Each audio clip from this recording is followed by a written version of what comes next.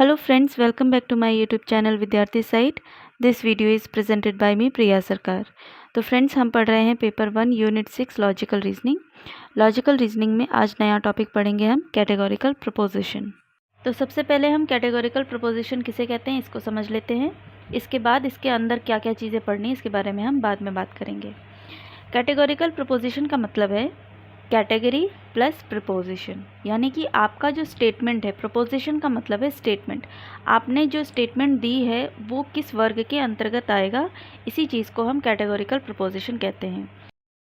तो यहाँ पर मैंने कैटेगोरिकल प्रपोजिशन की एक लाइन में डेफिनेशन दी है, what relation between subject and predicate, यानी कि जो भी हमारा स्टेटमेंट है उस स्टेटमेंट के अंदर जो सब्जेक्ट है और जो प्रेडिकेट है उनके बीच में क्या रिलेशन है, कैसा रिलेशन है, इस चीज़ को डिफ़ाइन करता है, या फिर इस चीज़ के बारे में जो स्टडी की जाती है उसे ही हम कैटेगोरिकल प्रपोजिशन कहते हैं।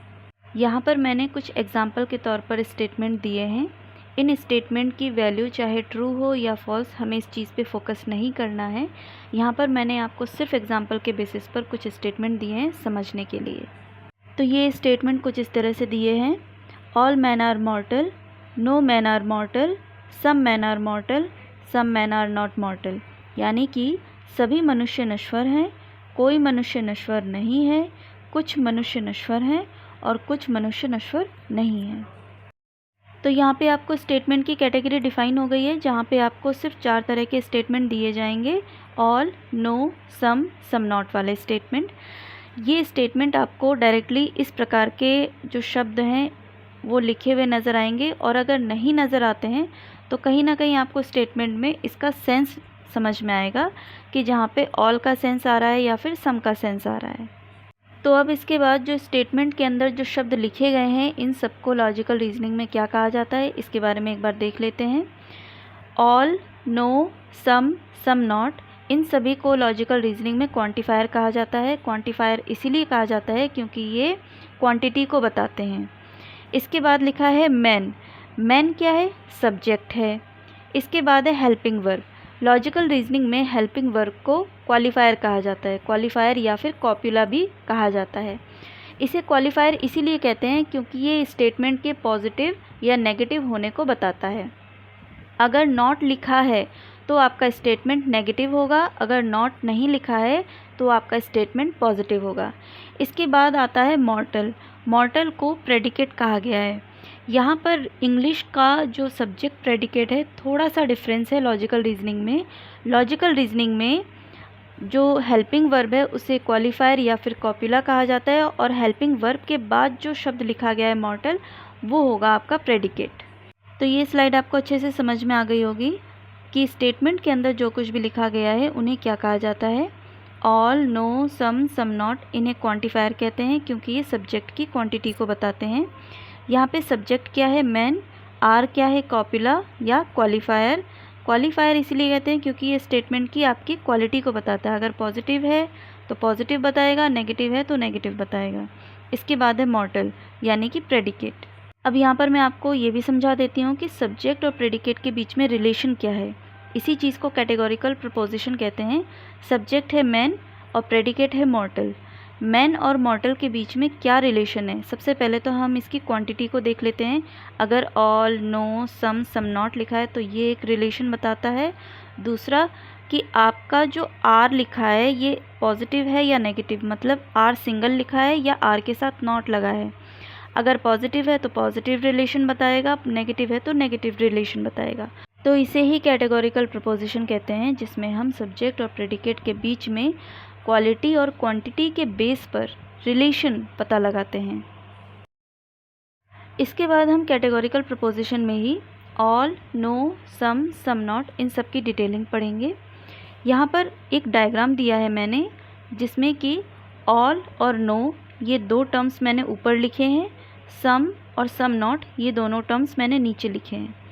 यहाँ पे ऑल और नो ये दोनों टर्म यूनिवर्सल टर्म हैं। यूनिवर्सल का मतलब ये पूरी क्वांटिटी को डिफ़ाइन करते हैं। जैसे एग्जांपल के थ्रू समझते हैं, जैसे सभी बच्चे नादान हैं, तो यहाँ पर यूनिवर्सल बात हो रही है कि सभी बच्चे नादान हैं, पूरी कम्युनिटी को ले लिया गया है।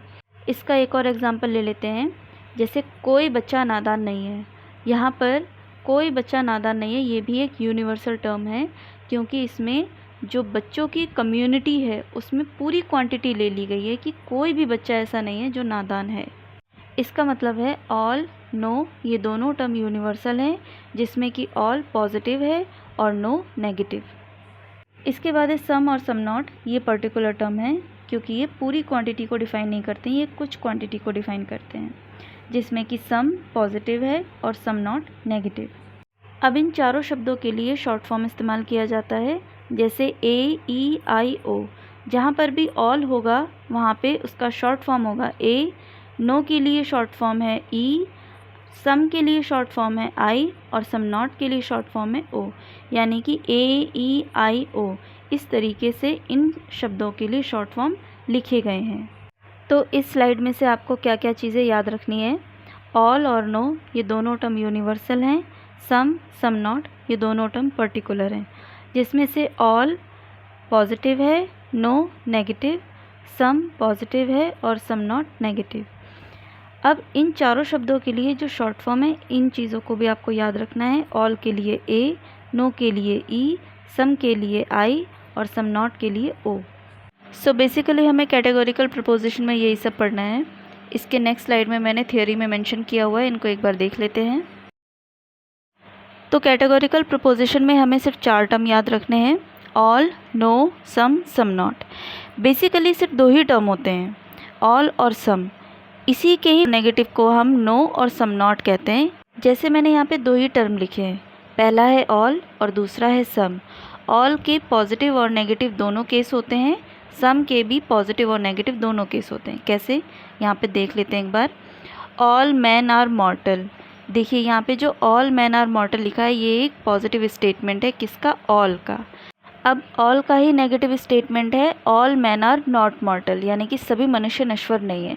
इसी स्टेटमेंट को हम इस तरीके से भी लिखते हैं नो मैन आर मॉर्टल, यानी कि कोई भी मनुष्य नश्वर नहीं है। तो पहला जो स्टेटमेंट है वो ऑल का पॉजिटिव है और दूसरा स्टेटमेंट ऑल का नेगेटिव है, जिसे कि हम नो मैन आर मॉर्टल इस तरीके से भी लिखते हैं।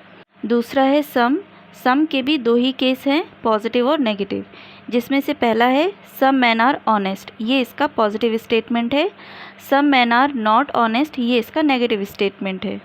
सो बेसिकली कैटेगोरिकल प्रपोजिशन में सिर्फ 2 ही टर्म है, ऑल और सम। इन्हीं के ही पॉजिटिव और नेगेटिव केस को मिला करके हम all, no, some, some not ये चारों शब्दों का प्रयोग करते हैं। तो जो अभी मैंने डायग्राम में आपको समझाया था उसी की मैंने यहाँ पे डिटेलिंग दी है। जैसे ऑल और नो ये दोनों जो शब्द हैं ये पूरी कम्युनिटी को डिफ़ाइन करते हैं, इसीलिए ये यूनिवर्सल टर्म है, जिसमें कि ऑल पॉजिटिव है और नो नेगेटिव। दूसरा है सम, सम नॉट, यानी कि कुछ, कुछ नहीं। ये दोनों जो शब्द हैं ये पर्टिकुलर टर्म है, जिसमें कि सम पॉजिटिव है और सम नॉट नेगेटिव। अब इन चारों शब्दों के लिए जो शॉर्ट फॉर्म यूज़ होता है लॉजिकल रीजनिंग में वो है ए, ई, आई, ओ, यानी कि ऑल के लिए ए, नो के लिए ई, सम के लिए आई और सम नॉट के लिए ओ। ये रहा इसका डायग्राम। यहाँ पे ऑल और नो ये दोनों यूनिवर्सल टर्म हैं, इनका शॉर्ट फॉर्म है ए और ई। सम, सम नॉट ये दोनों पर्टिकुलर टर्म हैं, इनका शॉर्ट फॉर्म है आई और ओ। जिसमें कि ऑल और सम ये दोनों पॉजिटिव टर्म है, नो और सम नॉट ये दोनों नेगेटिव टर्म है। इसी पैटर्न को हम वेन डायग्राम में भी समझ सकते हैं। यहाँ पर मैंने इन चारों शब्दों से बने जो स्टेटमेंट होते हैं उनके लिए यहाँ पे वेन डायग्राम यूज़ किया है। ऊपर जो 2 वेन डायग्राम हैं वो ऑल और नो को दर्शाते हैं और नीचे वाले जो 2 वेन डायग्राम हैं वो सम, सम नॉट को दर्शाते हैं। इनके लिए मैं आपको यहाँ पे स्टेटमेंट भी लिख के देती हूँ जिससे कि आपको और अच्छे से क्लियर हो जाएगा। जैसे पहला स्टेटमेंट है ऑल एस आर पी, यानी कि सभी एस पी हैं, तो इसके लिए ये वाला वेन डायग्राम होगा। नो एस आर पी, कोई भी एस पी नहीं है, इसके लिए ये वाला वेन डायग्राम होगा। सम एस आर पी, इसके लिए ये वाला वेन डायग्राम होगा। और सम एस आर नॉट पी, इसके लिए ये वाला वेन डायग्राम होगा। तो यहाँ पर आपको कैटेगोरिकल प्रपोजिशन अच्छे से समझ में आ गया होगा। कैटेगोरिकल प्रपोजिशन के अंदर हमने ये पढ़ा कि सब्जेक्ट का प्रेडिकेट के साथ क्वांटिटी और क्वालिटी के आधार पे किस प्रकार का संबंध है। क्वांटिटी मतलब all, no, some, some not और क्वालिटी का मतलब पॉजिटिव या नेगेटिव। तो आज की क्लास में हमने कैटेगोरिकल प्रोपोजिशन को अच्छे से समझ लिया है। ये वाला टॉपिक आज यहीं पे कंप्लीट होता है। तो आज की क्लास आपको कैसी लगी मुझे ज़रूर बताइएगा। अगर आपको मेरे चैनल की वीडियोस इन्फॉर्मेटिव लगती हैं तो आप मेरे चैनल को लाइक, शेयर और सब्सक्राइब कर सकते हैं। Thank you.